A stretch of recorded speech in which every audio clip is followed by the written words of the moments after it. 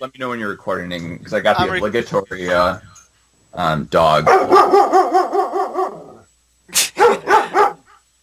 All right, we got the dog. Okay, that's too loud. That's too loud. You are listening to Chicagoland's finest podcast. The all-new Culture Cast begins now. I'm Nick. I'm the Gorehound. And this is the all-new Culture Cast back for 2019. Fuck yeah. Last week we had a very special first audio play that the all-new Culture Cast did. Earthman Adventures. Gorehound, did you listen to the audio play? I think you know the answer to that. I will because I know that you put a lot of effort into it. Can you tell me exactly how much effort you put into it? Well, I wrote it last year, 2 years ago, like late in like October, November, and I recorded everyone's voice around the same time. But then, as I was finishing editing, I had a baby, and a year passed, and I'm like, I need to get this thing done. So it was sitting on your desktop for 1 year. Close to it. At least. At least, yeah. And then, okay. like, as November and December approached, I'm like, I'm getting this done for the new year. And I finished it up, and we finally released it last week. So it was fun to do, and honestly, I'd love to do another one down the line. Not necessarily Earthman, though. I do have plenty of ideas for a follow-up. Yeah, yeah. I'd love to make this a quasi-yearly thing if possible, but who knows? And I love to talk, so count me in. Dude, yeah. You had 2 roles in this one. Yeah. 2. You were was a Dr. Pollution. You were Doctor. You don't even know your character name. That's fantastic. It was a year ago. You were Dr. Landfill. Dr. Landfill and the surfer. CFC guy, the hippie sidekick. Yes, which was quite. I hate the word ironic, but I think I don't know. Ironic in the sense of that '90s song where it's not really truly ironic. But I volunteer for an organization called CFC, but it's like, positive environmentalism and whatnot. Which is funny because CFCs are like a real thing that are referred to as CFCs. Right. But to name drop, it's Citizens for Conservation, not chlorofluorocarbons. So. I can imagine people who are like randomly listening to this right now and us talking about this, they're like, what the heck is this audio play about? This sounds insane, but oh well, that's neither here nor there. So if you haven't checked it out, please do. It was fun to do, and you might be mildly entertained. But enough about that. Let's talk about what really matters in the world. We are talking about the new Netflix cartoon series, She-Ra and the Princesses of Power. Yes, and I'm so happy that we actually watched the same thing, because there are so many of these like She-Ra TV series, but like I don't like Netflix has only produced one, so I was like, we can't. Well, there's on Netflix right now they have, or I should say Netflix up until recently had the new She-Ra show. They had the old She-Ra show from the 1980s, and they had the old He-Man show. But much to my disappointment, I learned that Netflix is getting rid of the He-Man, the older He-Man show and the older She-Ra show, either this week or next week, or it might have already happened. Force people into their own show. I don't know. I would figure if you watch one, it would promote everything, and maybe the license is up. I don't know, but that really made me upset because I like throwing on like a He-Man episode in the background when I'm like folding laundry or something, because it's good for background noise, and that show never disappoints. Because I mean we'll get into it, but this kind of left me wanting to watch the originals more so. I will say this: I discovered this that I don't know if it's the official He-Man website or it's just a fan site or what, but they have a YouTube page where they have they uploaded like all the episodes, and you can watch them on YouTube for free, including like 3 hours worth of He-Man episodes, like back to back to back. They just uploaded. Oh, So yeah. I guess there's always that can be done. So Yeah. but yeah, so this episode is our long-awaited sequel episode to the one we did last November, where we talked about the original She-Ra origin, the Secret of the Sword. So I know everyone was wondering, when are you going to do the new She-Ra show? Can't imagine how many podcasts, how many emails we got wanting to know more if we were going to do it. So Just don't. we got to get what our audience wants. So Audience wants us to stop. yeah. So, but before we get into She-Ra and the Princesses of Power, I don't think that we could really capture everything that we've been watching recently, but you want to give us a few highlights of what have you been watching?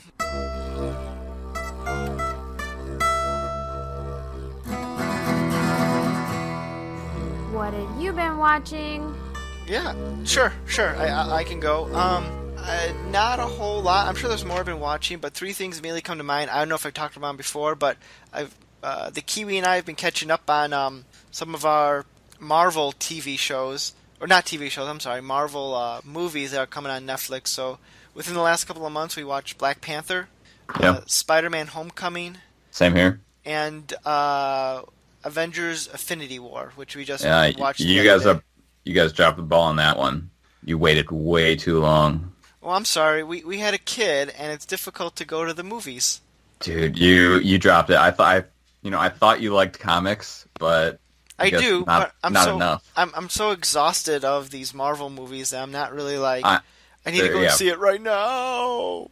Oh my god! I was like really on top of all these Marvel movies until it was Homecoming and Black Panther, and that was where I just like dropped it because I was like, I can't keep up with this shit. You just hate black people. That's why you didn't watch Black Panther. No, I watched it. I was blown away by it. I loved it. Or I wouldn't say I loved it. I would say because it was I didn't love it because it was a good Marvel movie.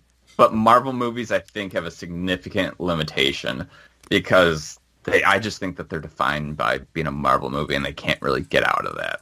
So, well, it definitely followed the Marvel formula where, like, the hero has a villain needs a fight that wants to take over the hero's position, and the bad guy is an evil version of the good guy. Yeah. So they must fight to the death. Yeah, but yeah, I also watched the Spider-Man movie. And I think we started that at like 10:30 one night, and I was like, "We'll probably just fall asleep or something." But I mean, I was fully intrigued in this, and this woke me up. I was really impressed with it. I think only because the new Spider-Man, I think, is I don't know who's better, him or Tobey Maguire, but I loved this guy as the new Spider-Man. Yeah, no, I like that guy. I liked Tom Holland. I thought that movie was a lot of fun too. It was very lively, a lot of good comedy. Yeah, it was hilarious.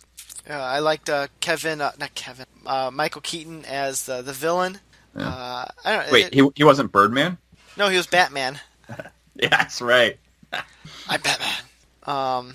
So and the new Spider-Man movie, Jake Gyllenhaal is going to play the villain. So yeah, I was going to mention that a few trailers have dropped either today or the past week, including the new one. And I just think it's so stupid that the first time that they introduce Mysterio, they show his face. And I'm like, oh, you don't do that. Well, they do have... He has the fishbowl. Yes, but that is not the iconic Mysterio. The first time that we see Mysterio, he should have his fishbowl on it.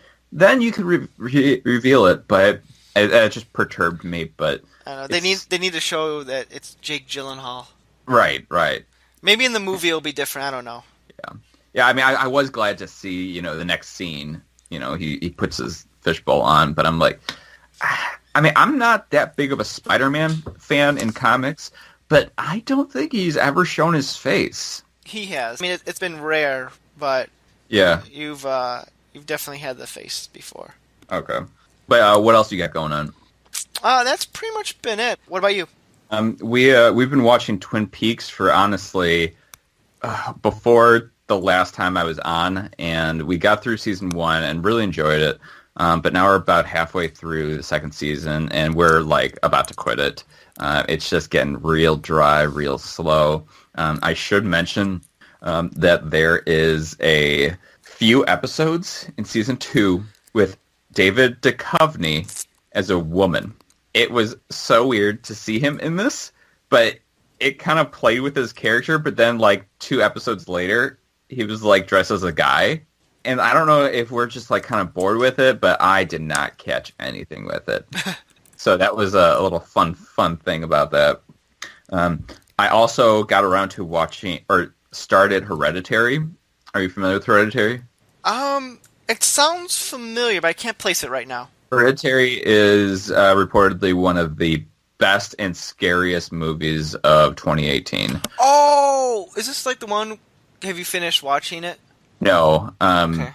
but like I was going to watched, say something and it might spoil something, so I don't want to spoil. Yeah, and I'm so far spoiler free, but I started watching like the first half hour, and I'm like, oh, this is intense. The girl was downstairs, and so I didn't really want to like finish it all because like a movie this intense, I kind of just want to watch through. And she was coming up, and I was like, she's going to see something she doesn't want to.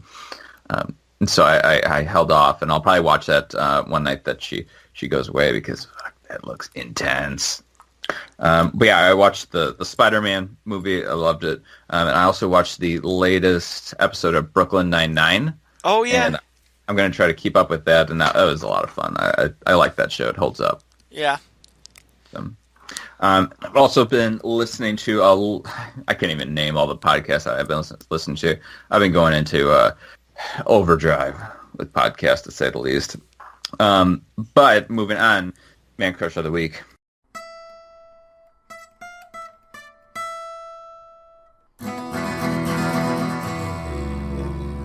Man Crush. Oh, yeah. Is a 3 for. Well, you gotta catch up. It's been been a long time since you had a Man Crush. Like a month. But I think that this can hold me over. It's a 3 for. And it is the cast of the last podcast on the left.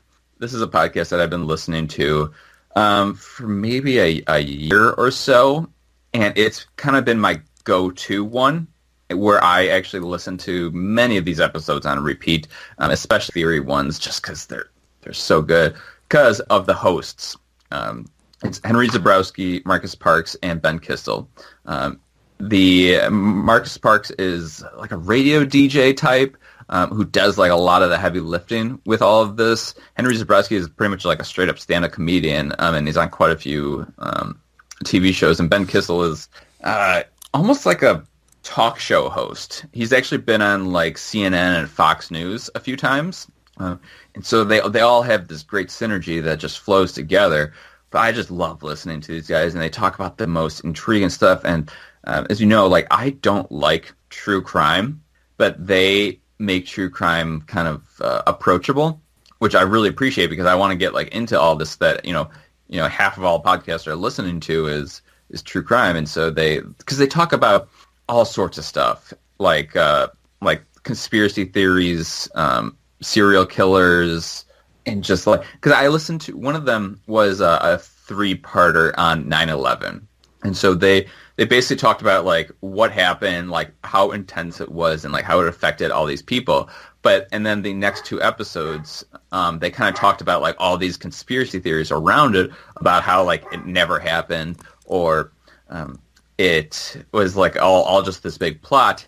And they're making fun of these conspiracy theories because I was trying to tell the girl like this is great, but she was under the impression that like they are like promoting these conspiracy theories, but no, they're just kind of like elaborating on why do these people think this and how do they get to these conclusions, and just like how ridiculous they are to say like 9/11 never happened. So I would definitely recommend that you check out Last Podcast on the Left if nobody has heard of it. And they also they were in Chicago recently and they recorded a live one, and I really wanted to go.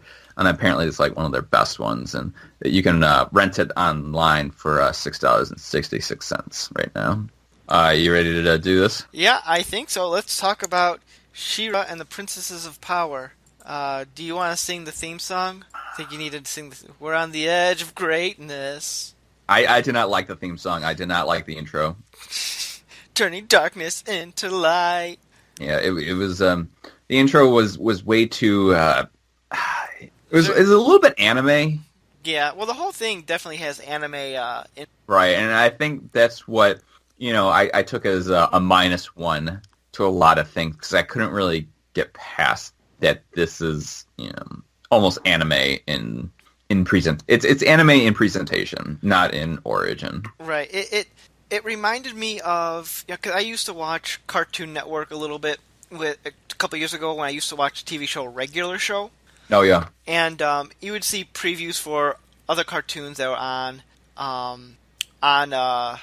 Cartoon Network. Ones I didn't watch, but you'd see the previews. But like this reminded me a lot of the animation. Oh, not the animation. The character designs from like shows like Steven Universe and to a certain extent Adventure Time, and which have sort of anime influences. And I gotta say right off the bat, I did not care for the character designs in this. It just, I don't know. It felt, maybe it's the partial anime influence. It was very modern and current. I felt. Yeah, which nothing's wrong with that, but I don't know. It was weird because sometimes it'd be like the show can be very, very serious, like a serious adventure show with deep plots and deep emotions, and then it'll like add this weird comedy aspect where a character like Bo gets like super excited and his eyes get all like big, like, oh my god, it's a horse. Yeah. Having stuff like that seemed very jarring at times. Yeah. But I guess for the what this story is actually about is it goes through before she becomes She-Ra. What's her actual name? Adora.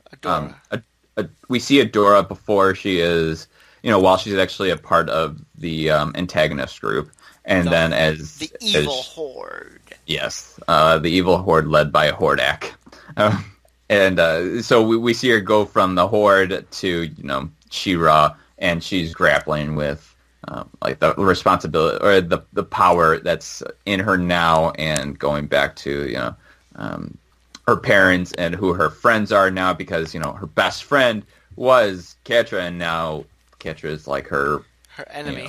Yeah, because Catra's mad that Adora kind of left her, and like it's like Catra doesn't even care about being part of the horde, at least not at first. She's just more sticking with them to like piss off Adora. Like you're abandoning me, and fine, I'm gonna be better than you in the job you could have had.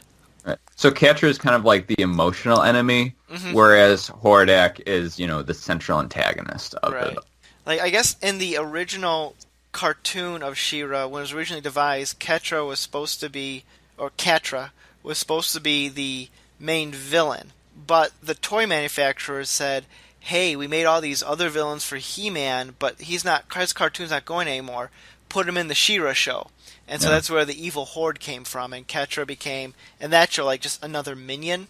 Yeah. So, but here they're kind of going back to their roots or their original intentions by making her like you said, the emotional villain. Yeah. But the title of this series is called She-Ra and the Princesses of Power, and I watched this entire thing and I kind of forgot what the title was. But so the princesses, why is that plural? Because each of the people that they meet is a princess. Like you had the mermaid or mermaina. You had the hippie girl who was like the flower one. Mermista. I can't remember all the names. They're weird names. You had the hippie girl who was the flower one. You had the weird tech girl who kind of sided with the horde in the end of this. Spoilers, by the way, if you haven't watched it. Sorry. Yeah. Who sides with the bad guys, kind of. Although she doesn't know.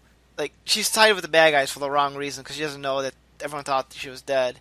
You had the little girl who was the ice princess, and there was another one. There was one with apparently, like, all these characters are from the original series, and so there's a lot of comparisons to be drawn between, the old and the new. Right.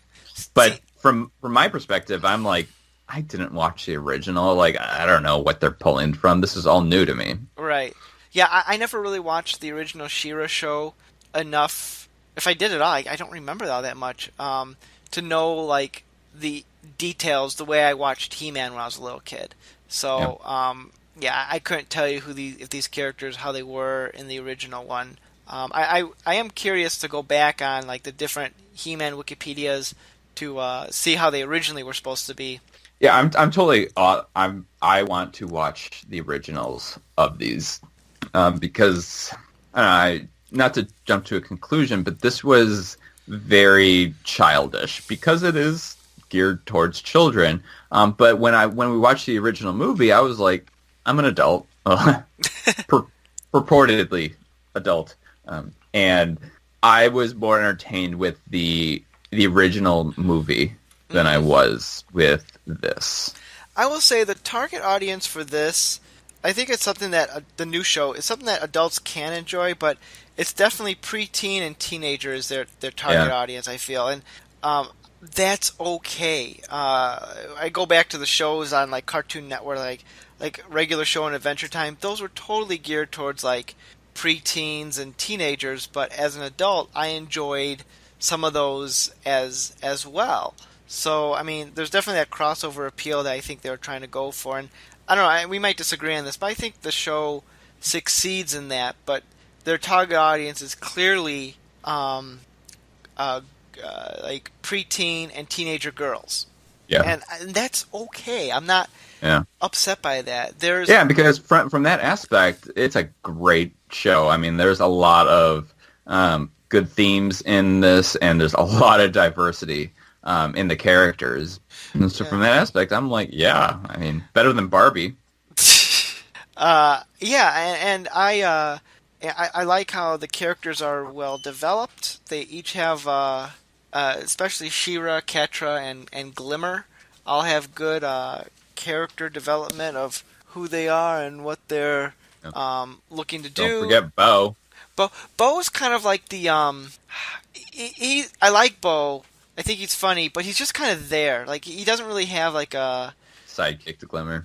Yeah, he's the quintessential sidekick. He doesn't really have like his own. He's not a very deep character, I guess what I'm trying to say, and I'm sure they'll develop that more as the series goes on. But because I presume that they want to make more of these. Yeah, I mean, I haven't read anything if a second season has been produced or is going to be produced. I would imagine it probably will be because I think critical reaction was pretty good, and I don't know how Netflix does its viewing data or if it's been good or not. I haven't read anything on it. I mean, I'm sure because they don't share it. Yeah. I mean, I doubt it's a Bird Box, which apparently is the movie everyone's been watching, although I have not seen Bird Box. Yeah, I'm not interested at all. I've done the Bird Box challenge, though. Like, I've been driving to work with my kid in the back seat with blindfolded, so that's legit. Yeah, and so what I liked about He-Man was, he goes into, by the power of Grayskull. And that was such a good line, but I didn't feel that whenever she transformed. When she was like, by the honor of Grayskull? I don't know, I kind of like the transformation sequence. It wasn't flashy enough. Like, I loved her hair. Like how her hair just got like huge. Wow, it was like, yeah, exactly huge. She had a problem with the shorts because she was like, they're just shorts, and it was like, I get that. Yeah, because she had like the skirt with the shorts underneath. Right, and I'm like, yes, that is very functional, but you're a cartoon. I don't want to see functional. I want to see awesome. That didn't bother me. Yeah, but I don't know. I didn't mind the transformation sequence. I thought it was okay. I thought it was a little bit more complex of the transformation than it was in the original show. But I will say I think I preferred the music transformation in the original show compared to this one here, just because for nostalgic purposes, probably. Yeah. I mean, it's I couldn't yell to this. In He-Man, I could yell along with He-Man while he was doing it. And I just couldn't. Could you yell? What? Could you yell as She-Ra in the old version? I'm sure I would have. It kind of just like comes out without me thinking about it, and I don't know. Well, this one's the voice of She-Ra's softer because it's yes. I think it's like an actual teen or someone much younger. doing the voice, whereas in the original one it was an adult, and so that's going to have a different kind of impact when they say like those words, those iconic words. Well, to contradict you, it's actually a girl who is the same age as myself, 30. Oh, really? Yeah. Well, I stand corrected. I am curious how old the original She-Ra was when she was doing. I'm going to look that up really quickly because now I'm curious. Because the older She-Ra definitely had a deeper voice when she was saying. Let's see. I want to find the youngest person, youngest voice actor. So it looks like she was in her mid 40s or so when she did She-Ra. So the new She-Ra is about 30 years. I'm sorry, about 15 years younger or so, give or take.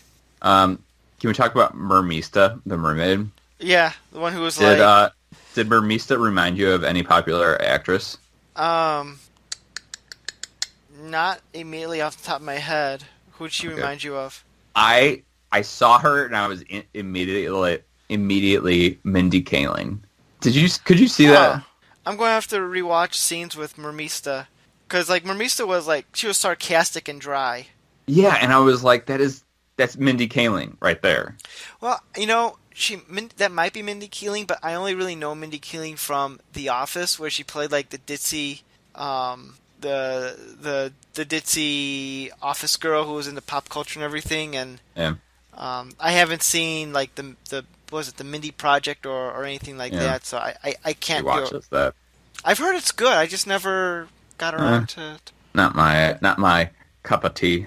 Not your cup of tea. Yeah. The youngest actress or actor in this was Bo, he's the guy he's on Blackish, isn't he? I thought I read Marcus Scribner, and yes, that is correct. And he was 18 when he recorded this.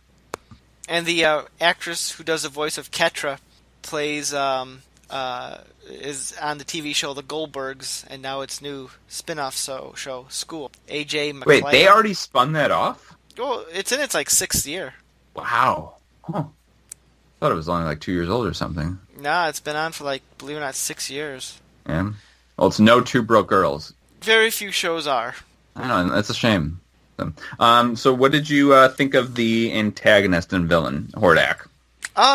I wish they did more with him, but I could see them holding back because he is the main antagonist, and the characters didn't really need to interact with him because, like, Shadow Weaver was... I would say she was probably the main villain of this season because she was always after Adora, and Catra was always, like, trying to fight with her. Yeah. And she certainly has more screen time than Hordak does. So. Yeah, Hordak's kind of like... To use a comparison that's probably overused, Hordak's like the Emperor in Star Wars. Like, they talk about him, but you really don't see him until the end. Yeah. And then I could see next season Hordak coming into a bigger role. I am curious if... See, in the original version of He-Man and all that, Hordak was not actually the one in charge of the evil horde. The real guy in charge was someone called Horde Prime, who, if memory serves, was like, you never really saw his face. He was always obscured by, like, a cloud or something. I wonder if they'll bring him into the show. But I don't know. They set up a lot of stuff. Like, there's a lot of things to explore in future seasons. Like, there's still the mystery of Adora's past. It's clear they're eventually going to bring up the He-Man characters. Maybe not right away, and they said they're not going to do it for season 2. But let that develop or something. Yeah, I think that's going to be like Adora's origins over time. I think are going to be a bigger mystery because they don't talk about who her real parents were. Because according to the original show, like, she was kidnapped as a baby and taken to Etheria to serve the Horde, and they hint at that because Adora has flashes every now and again throughout the series where you hear a baby crying and that, like, she's being taken or something. So, and they reference, of course, Castle Grayskull and Eternia a couple times. So that's definitely going to come into play later, I could see. But they're they're biding their time, and I know a lot of people are asking, well, when's He-Man going to come? Why is He-Man not on the show yet? Because they don't need to have He-Man on the show. They'll bring him in eventually, I'm sure, and maybe they'll even do a spin-off with him, but you don't need He-Man right now. Let the show do its thing. Yeah. He-Man was like hardly ever on the original She-Ra. He doesn't need to be on this one. Yeah. So there was no Skeletor in this one, right? No. Right. I mean, they might bring him in the future because he worked with Hordak, but as of right now, no Skeletor, no He-Man. Yeah. Are you aware of the controversy that went on with this show before it even aired? Like, this is like nerd online controversy. It's a non-troversy if you really want to go that far. The only controversy that I have really saw was the diversity in the cast and how they changed a lot of the characters' races or skin color, and I there's apparently some LGBTQ themes in this, which flew over my head, but well, there are a couple like. If you in the last episode, there are two princesses that came in. Like one that says like "I'm Netora, I do nets" or something like that. She came in with like I don't know if it was like an assistant or another princess, but it was very clear those two were together as a couple. Like they're hugging in more than just a friendly way. And then supposedly Bo is gay. Supposedly. But I actually I don't know if I'm supposed to say that. Why? I don't, LGBTQ. I don't want to like offend anybody. But, I don't think that's offensive. Yeah, like, I think they wrote him in a way that is very like he has certain mannerisms and inflections that are kind of stereotypical gay, I guess, if you want to say that. Yeah.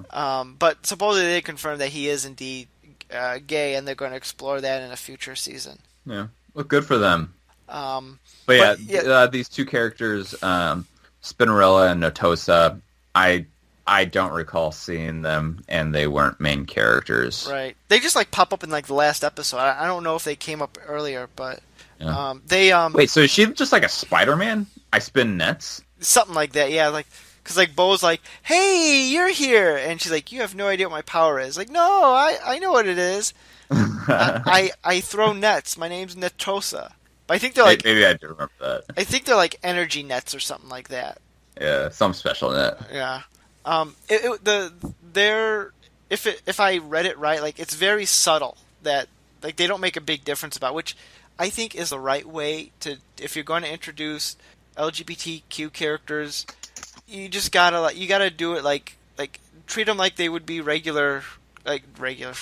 I'm going to get in trouble for that. Treat them like they'd be like a straight couple. Like it's not... maybe we shouldn't hashtag Me Too this episode.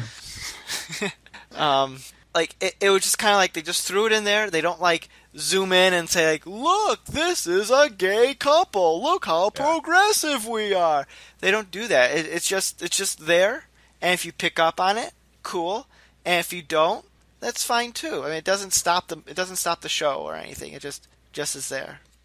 No, but anyways, like there's a controversy about that, but there's also like controversy of like a bunch of nerds being upset that they made She-Ra too broad, too like muscular. She's not hot enough. Yeah.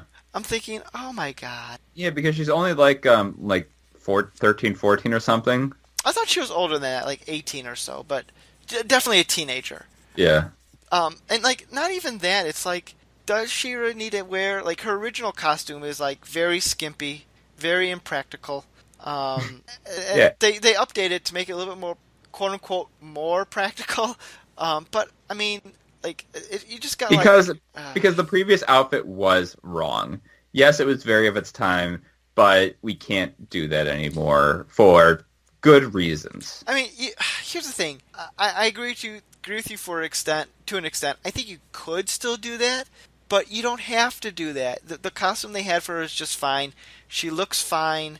It's just like pervy 30-year-olds who can't get off their nostalgic goggles and saying, it's not like the old way, so it sucks. It's just feminazi garbage.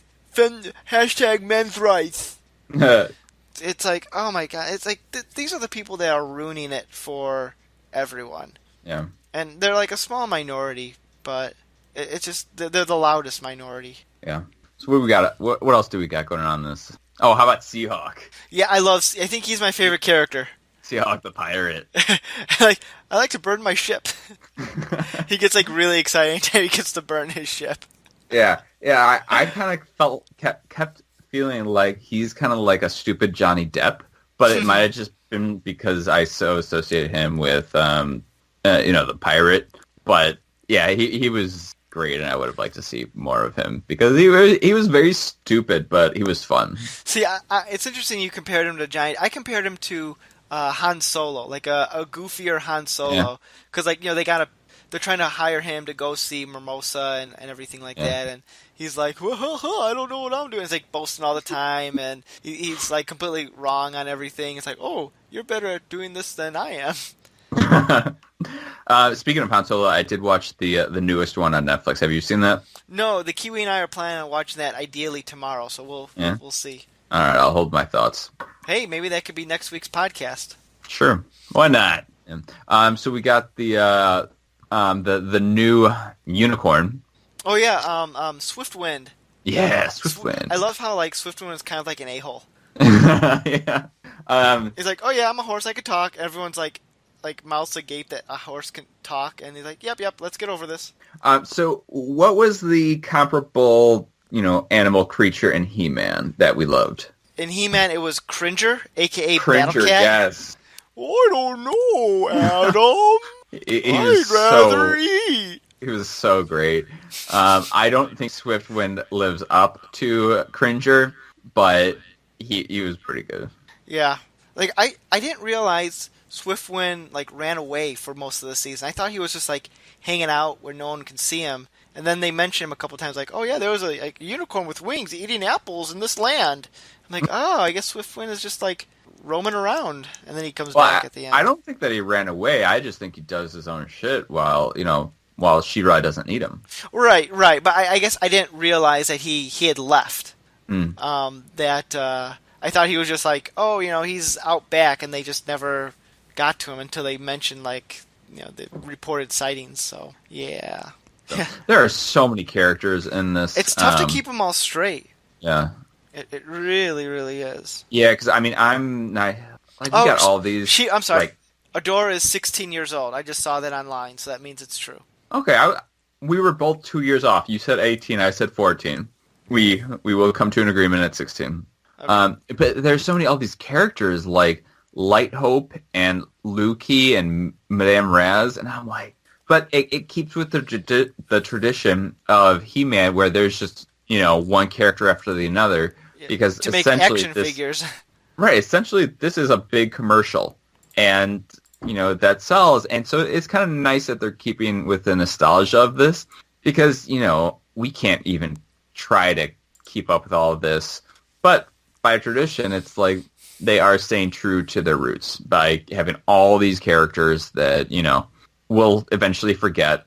Or, if you're a He-Man and She-Ra psycho, you'll remember every single one of them. But that's not the academic discipline that I want to embark on. I've already got aliens. But yeah, there are a lot of characters. You're not wrong on that at all. And I'm sure they'll add even more characters as things go along. But I guess that was like the goal of the season, was each episode going to introduce a new character so they could form this Princess Alliance. And then next season is going to like push the story forward in terms of the Great Rebellion versus the Evil Horde. Yeah. So. Yeah, I don't know. Well, would you recommend this show to others? I would recommend it to a person that was less than 16 years old. Like, so you wouldn't recommend it to like 16 to 18-year-olds? I would recommend the She-Ra movie, that He-Man and She-Ra movie. The classic one? Yeah, I would not recommend this. If I met a 17-year-old person, I would not tell them to watch this movie. But if I met a 15-year-old person, I'd be like, you might like this. It's kind of at the edge of your... it could be at the edge of your viewing preferences, but frankly, I don't know why I would ever be talking to a 15-year-old person. Other than, at the grocery store when they're, checking out my beer and have the Customer assistance on aisle 9. Oh, I thought you'd been like at the grocery store when they're alone. I corner them and be like, "Hey, you should watch She-Ra." No. When I'm in the store, I'm in and out. I'm not looking to. Actually, sometimes I put my headphones in so that people explicitly don't talk to me, or I just have an excuse not to talk to anybody. Because I was in Whole Foods the other day, and some guy came up to me and was like, I think he was trying to get me to join his job. Join his job? It's a long story, and I'll just drop it. What I'm getting at is that people talk to me in grocery stores, and I don't like it. They must think you work there, or you have that face that people go up to. Would you recommend this? Yeah, I think I would. I mean, I don't... Here's the thing. I enjoyed it. I don't think I'm going to go back to watch it anytime soon, and... What if they release a new season? I've been debating that. I guess it depends if I... I didn't rush to watch this one until I had some time. I thought, okay, fine, I'll check it out. This might be an interesting thing to do the podcast on. And you've been talking about it a lot, so... Yeah, because I watched this, a month or two back. Yeah, you even got the poster at that convention.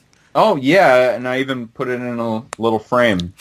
Haven't done anything with the frame. Frame's still on the floor. It's interesting that, you'd be like, nah, I wouldn't recommend this show, but I have a framed picture of it. Yeah, well... Because I like the character of She-Ra.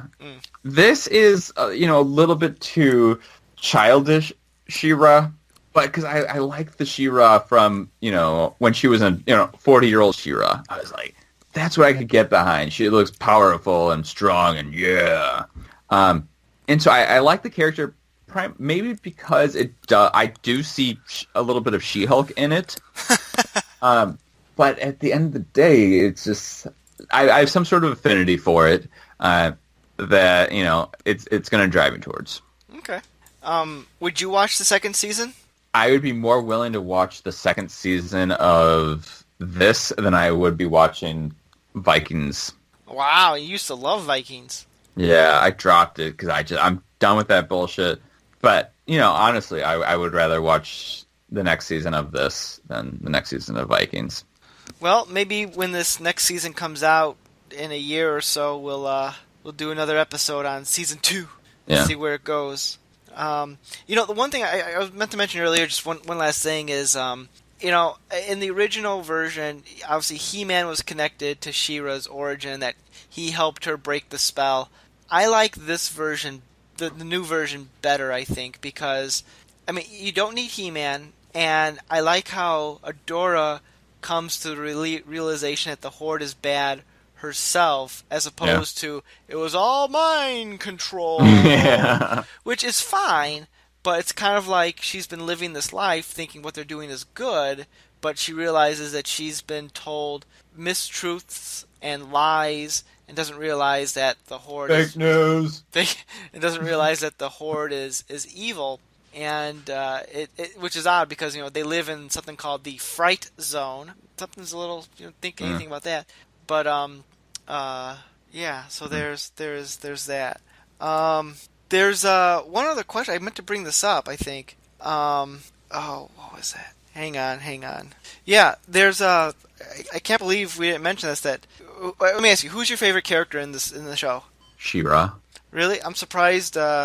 The character of Kyle wasn't your favorite one. Was there?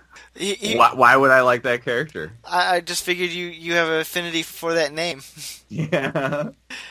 I don't remember this Kyle character.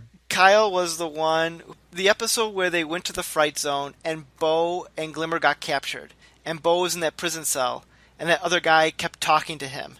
Like the other soldier guy is like, "Oh, here's your food." And he's like, "Hey, do you know where Glimmer is?" And then he's like, "You're talking to me? Oh my god, no one ever talks to me." And he starts to bore Bo to tears. And his name was Kyle. Yeah, it's not pulling any strings on me. But I trust that it happened. It's interesting that all these characters have weird names, and then there's Kyle, an Earth name. Yeah, I kept on thinking that Bo was Beau. Oh no, it's Bo right, bow and arrow. Yeah, which I think it could have been better if it was actually Bo, Beau, just because they would be it wouldn't be so direct. Honestly, you have to look at this. This is a franchise whose main character's name is He-Man. Yeah, they simplify it a little bit. Yeah, like the bad guy in He-Man is Skeletor, who's a friggin' skeleton face. Yeah. You have characters like Merman, who's a mermaid, a sea guy. Like even in She-Ra, it's what was the captain? The sea captain's name was Seahawk and Mermina, and they're all like puns. Names are all puns. The Graveyard Queen would love it. I can't believe she's not watching it. Yeah. But she actually did watch all of it, but I forgot to ask her, her podcast opinion on it. We need to know it. I imagine she would be like, it was okay. It was a cartoon. I don't know.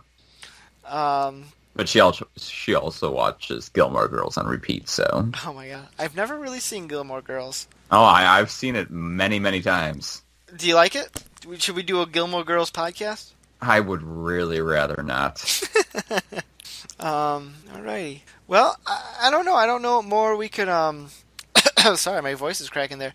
I don't know what more we could talk about She-Ra and the Princesses of Power. Yeah, I think we've exhausted it. We've gotten a good opinion on it. Yeah. We've made our opinion known. Yeah. I think it's a fine little show. I think preteen and teen girls will love it, and that's their target audience. But I think there's enough crossover that if fans of the original and tradition, there's enough tradition to it. Yeah, I think fans of the original will enjoy this enough. The biggest problem for me, honestly, was I wasn't a biggest fan of the character design, and that's not a reflection of the writing. I don't like the animated. Like, I like the idea that all the characters were different ethnicities and different body types. That's fine. That didn't bother me. I don't care about that. But like just the anime influency sort of thing, just I don't know. It just doesn't quite click with me. Yeah. And I think my biggest turnoff was that it wasn't as fun as the original. I mean, ultimately, I'm not watching this. I'm watching this for fun. I want to be able to yell, and I can't get behind because it was much more serious. They're actually dealing with stuff. It's more emotional. The storylines are definitely, or the writing is definitely more complex than it was in the original. Like the original was like, oh no, the evil horde is up to a bad thing. We must stop them. And they fight, and then she was like, oh no, this is a new complication. How do we get out of this one? And then She-Ra punches her way to a solution, and that's your episode. Yeah. This is a little more deep. They go deeper into the characters. Yeah. All right, I think that's going to do it. I mean, all the trivia I would have had, we've talked throughout the episode, so I have nothing new to add. So, do you have any final thoughts? No, I've gotten them all out. Okay. Do you want to give your version of the He-Man catchphrase or the She-Ra catchphrase in this case? So she said like, "By the honor of Grayskull," right? Yeah, for the honor of Grayskull. Yeah. Yeah, and I don't know what the difference was. He-Man says power. She says honor. Like, what's the difference between the two? It's nothing. They just wanted She-Ra to have her own saying, so it's not deliberate. So it's not blatantly obvious. She's like cut and paste of He-Man. Yeah. And did she actually say by the honor of Grayskull, I am She-Ra? I know she says by the honor of Grayskull. I don't think she says I am She-Ra. Right. I don't think she said it either, and that's why like I can't get behind like yelling. Let me. Hang on. I'm going to look that up really. Okay, I'm watching here. No, she doesn't. She's like, by the honor of Grayskull, skull. Then like it echoes after she says it. Yeah, and then it goes into like some like the transformation sequence. Yeah. Right. That wow, that's very Sonic-esque. That I can't. Yeah, keep up it with. does seem. Now you mention it, is kind of Sonic-y. Right. I don't know. I like the transformation sequence. I thought it was fine. I thought it was more interesting than the original, where she just stands in front of the castle and there's like a spinning, glowing thing that causes her to change. I don't know. That's just me. Yeah. So, all right. Well, let's wrap this up. This is going to be a long episode. Oh my god, It's going to take me forever to edit. But okay. You got it though. I got it. Or I mean, you You could just take my initiative and just be like, reduce silence, go through it once, and be like, it's good. Don't worry about it. Yeah, but the thing is, not everything is good. All right, well, I think, again, this is going on longer, even longer now, and I have to edit this. So let's just wrap this bad boy up. So this has been our She-Ra and the Princess of Power Season 1 episode. And I'm Nick. The Gorehound. And this has been the all-new Culture Cast. We'll see you back next week, everyone. Adios. Happy 2019! No. You've been listening to the all-new Culture Cast, where every episode is all new. Check out new episodes and our back catalog at allnewculturecast.libsyn.com. We could also be found on iTunes. The all-new Culture Cast, a saltwater production, copyright 2019. Thanks for listening. People talk to me in grocery stores, and I don't like it.